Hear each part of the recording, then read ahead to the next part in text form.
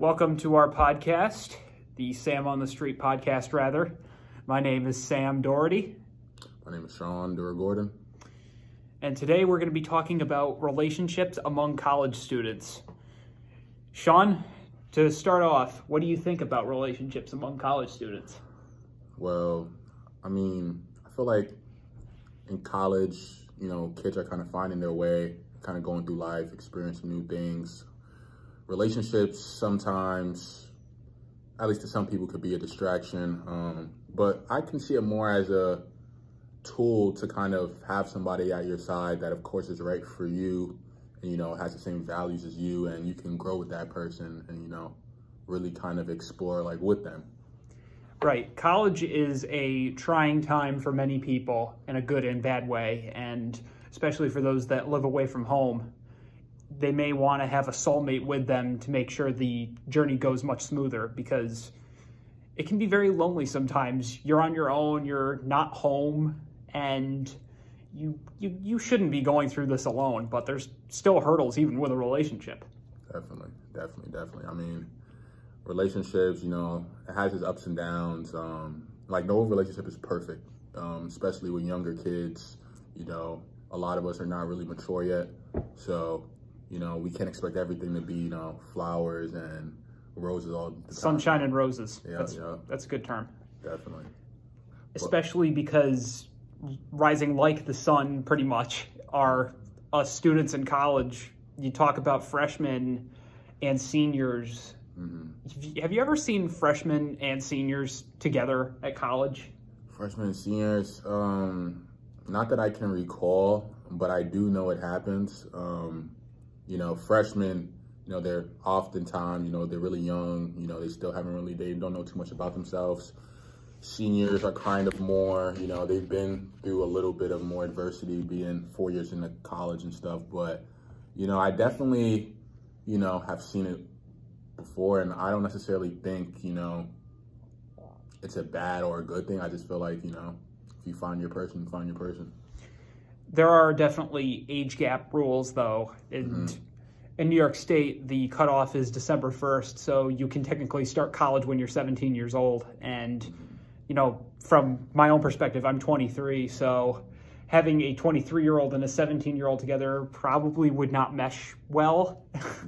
Definitely. Yeah, of course, there's always going to be that. Obviously, you got to figure that out, like early on, But, in a case where I would say, a senior is 22, freshman is 18, some people may have their opinions, but, at the end of the day, you look around and there's age gaps all over the world. So. The question mark is, can you put high school behind you? And I don't know if you've seen any relationships on this campus at all, but I see tons of them on campus, and they range from being conspicuous to inconspicuous. So sometimes I know that people are in a relationship if they're holding hands or doing PDA, public displays of affection, which in my opinion is a little creepy. If that's what you guys do, that's totally fine. I'm not going to call you out for it, but I think PDA definitely brings a lot of attention if you're smooching, kissing, hugging, holding your girlfriend in front of a crowd of people, and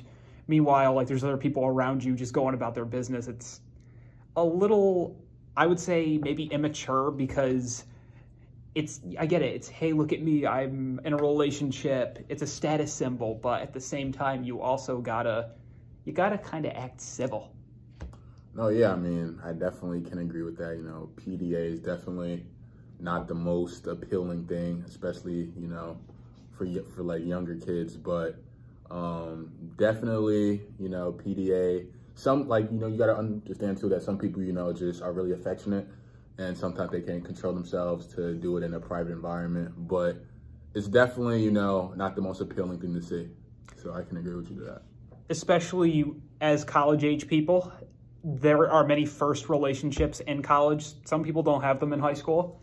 And I think that first relationship, that honeymoon phase when you're dating this person, you're meeting your first love for the first time, as you were saying about the love is just stronger than everything else, so you just put your foot forward.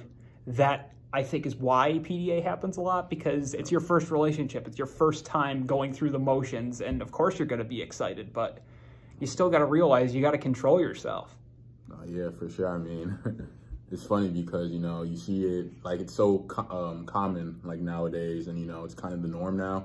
But people, you know, it's got to be respectful, you know, to the people around them. And, you know, there's a time and place for, you know, everything. So. Do you live with a roommate at the dorms that you live in? I do. I live with my teammates. Do they have any significant others? I believe one of them does, one of them. And do they bring their soulmate into the dorm at all? Sometimes, yeah. What's that like for you? I mean, it's not really a common thing, but, you know, sometimes, you know, I'll be in the kitchen, you know, he'll walk in with his girlfriend, you know, I'll say hi, but it's not a more so like, you know, we're hanging out together type of thing. You know, they kind of just go straight to, you know, his room and just do whatever they have to do there. So now that's a smart play. If you're in a dorm situation and you're dealing with dating around you, your roommate has a girlfriend, your roommate has a boyfriend, and that is also important because that is boundaries you got to be abiding by in the dorm rooms. So definitely. Knowing when to bring your significant other into the dorm and what you're doing around your roommate is definitely attention grabbing. And you guys are lucky because you live in the college suites. So as you said, they can go in a separate room, but I'm talking about the people that live in Hines or Plasman. They have one room. Yeah, for sure. It's actually funny that you bring that up because, you know, I have a lot of friends that stay on campus and, you know, they have girlfriends and relations with the girls, and it's like having to have that one room with two people is like you kind of have to find time to, you know, have that time with your girls. So, you know, it could be hard, you know, living, you know, in a conjoined room with no much like space, privacy, you know, it sucks, but it's a lot of time management. It's a lot of time management. Yeah, for sure. Your significant other is part of your life, but as a college student, so is your work, so are your friends, and your extracurricular activities, and in your case, you're an athlete. Definitely. So you guys also have to juggle basketball into the mix. Exactly, you know, but, you know, at the end of the day, you know, and that's why some people might say, you know, maybe relationships in college are probably not the best because, you know, having students that live on campus, having girlfriends that live on campus, it could be quite hard to have that privacy time when none of you guys really have your own place. So, you know, that could be an issue in the relationships, but, you know, also you gotta understand that, you know, it's not about you. It's not always about you. Yeah, you know, but yeah, I mean, at the end of the day, like each relationship is different, you know, each relationship is different. Some people, you know, don't care too much to be around their significant other all the time in private areas. Some do. So they have to take that into consideration when they're, you know, in the talking stage, trying to get to know the person and to know what they like and stuff. So. My last point here is that if you're having relationships at the same college, that is also a problem when you break up, because that does happen.